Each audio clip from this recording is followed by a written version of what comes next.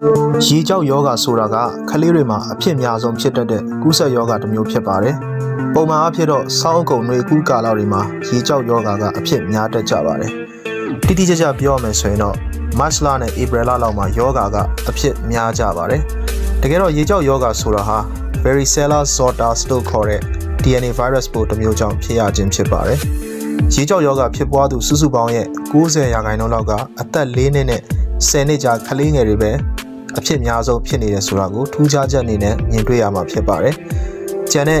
10%ကတော့အသက်18နှစ်အောက်လူငယ်တွေမှာဖြစ်ကြပါတယ်။ရေကြောက်ယောဂကမိန်းကလေးတွေဆိုင်ရင်ယောက်ျားလေးတွေမှာပိုပြီးတော့အဖြစ်များတာကိုလည်းထူးခြားချက်အနေနဲ့တွေ့ရမှာဖြစ်ပါတယ်။အခါတလေရေကြောက်ယောဂကအသက်အရွယ်ငယ်ရွယ်နှုတ်နယ်သေးလုံးနဲ့6လသားအရွယ်ကလေးလေးတွေမှာတော့ကံမကောင်းစွာနဲ့တွားပြီးတော့ပေါက်နေတာမျိုးကိုလည်း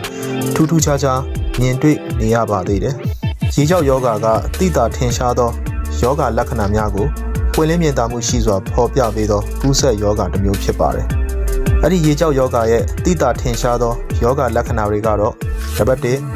ခန္ဓာကိုယ်ပေါ်မှာအနီးစပ်နဲ့အဖုပိန်တွေကနေရာအနှံ့ပြားထွက်ပေါ်လာပါလိမ့်မယ်။ရင်ဘတ်ဝမ်းပိုင်းနောက်ကျောစားတဲ့ခန္ဓာကိုယ်အစိပ်ပိုင်းတွေမှာအနီးစပ်တွေကစတင်ထွက်ပေါ်လာပြီးတော့ရားရံလို့ကုတ်ချင်းမိလိုက်ခြင်းအဖြစ်ရေကြောက်ယောဂဖြစ်နေပြီဆိုတာကိုစတင်ပြီးတော့သတိထားမိတတ်ကြပါတယ်။နံပါတ်2ပိုးဝင်ပြီးလို့ပထမဆုံးတစ်ရက်အတွင်းမှာနှာဆေးပြီးတော့ချောင်းဆိုးလာတတ်ပါတယ်။နံပါတ်3နောက်ပြီးတော့အနှဲငယ်ဖျားနာလာပါလိမ့်မယ်။နံပါတ်4အဲ့ဒါတွေပြီးရင်လက်မောင်းမျက်နှာခြေထောက်နဲ့ဥယျာဉ်ပြားပါမကြံခန္ဓာကိုယ်ကြီးတစ်ခုလုံးနေရာအနှံ့ပြားအလားတူအနေဆက်များနဲ့အဖုပိတ်များဟာအဆုလိုက်အပြုံလိုက်အုပ်စုလိုက်ထွက်လာကြတော့မှာဖြစ်ပါတယ်။နံပါတ်5နောက်ထပ်2ရက်3ရက်လောက်ကြာသွားပြီးတဲ့နောက်မှာတော့အရေပြားပေါ်မှာအရေကြီးမှုလေးတွေကထပ်မံပြီးပေါ်ပေါက်လာတော့မှာဖြစ်ပါတယ်။တချို့ကလေးတွေမှာဆိုရင်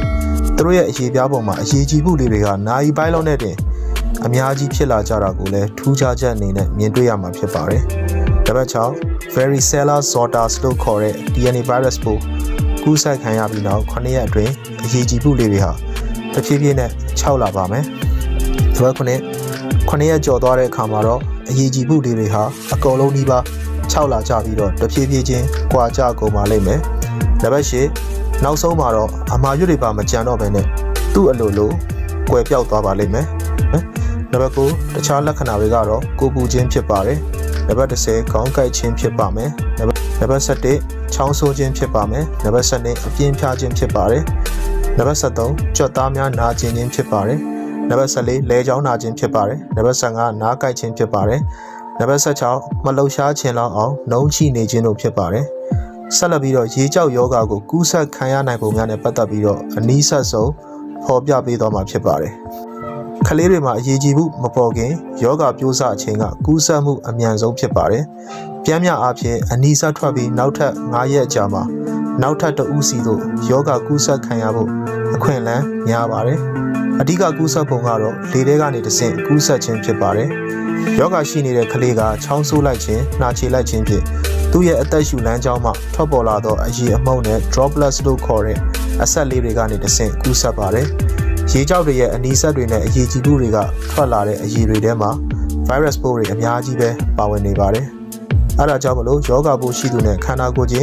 းထိတွေ့ဆက်ဆံမှုတွေကနေလည်းယောဂပိုးကူးစက်နိုင်ပါတယ်။အကယ်၍များအရေးကြီးမှုလေးတွေကိုဘက်တီးရီးယားပိုးတွေထပ်မံဝင်ရောက်လာခဲ့ပါကပြည်တန်နာလေးတွေဖြစ်သွားပါတော့တယ်။ရေကြောက်ယောဂကိုဖြစ်စေတဲ့ varicella zoster လို့ခေါ်တဲ့ DNA virus ပိုးကြောင့်နောက်ဆက်တွဲယောဂများကိုထပ်မံပြီးဖြစ်ပွားနိုင်ပါတယ်။အဲ့ဒီယောဂတွေကတော့နံပါတ်1အုံနောက်ရောင်ခြင်းဖြစ်ပါတယ်။နံပါတ်2အဆုတ်ရောင်ခြင်းဖြစ်ပါတယ်။နံပါတ်3အဆုတ်အေးမိခြင်းတို့ဖြစ်ပါတယ်။ရိုးရိုးတာမန်အခြေအနေမှာဆိုရင်တော့အသက်အရွယ်မရှိနိုင်ပေမဲ့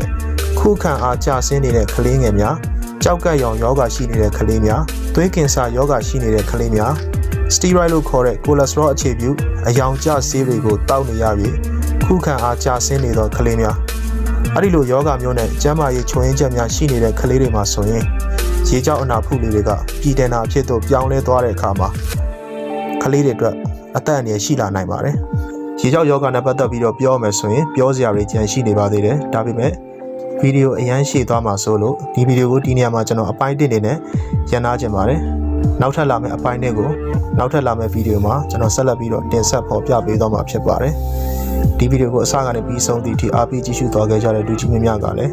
အခုကျွန်တော်ပြောပြပေးသွားခဲ့တဲ့အကြောင်းအရာတွေကိုအထူးကောင်းမွန်စွာနားလည်ပြီးတော့သဘောပေါက်ကြလိမ့်မယ်လို့ယုံကြည်ပါတယ်ဒီဗီဒီယိုကတော့ဒီလောက်ပါပဲဒီဗီဒီယိုကိုဒီနေရာမှာပဲရပ်နာပါမယ်နောက်ထပ်လာမယ့်ဗီဒီယိုတွေမှာကျွန်တော်တို့အားလုံးပြန်လည်ဆုံတွေ့ကြအောင်ပါလူကြီးများအားလုံးနဲ့ကျွန်တော်မိတ်ဆွေများအားလုံးကိုစိတ်နှပြကျမ်းမာချမ်းသာကြပါစေ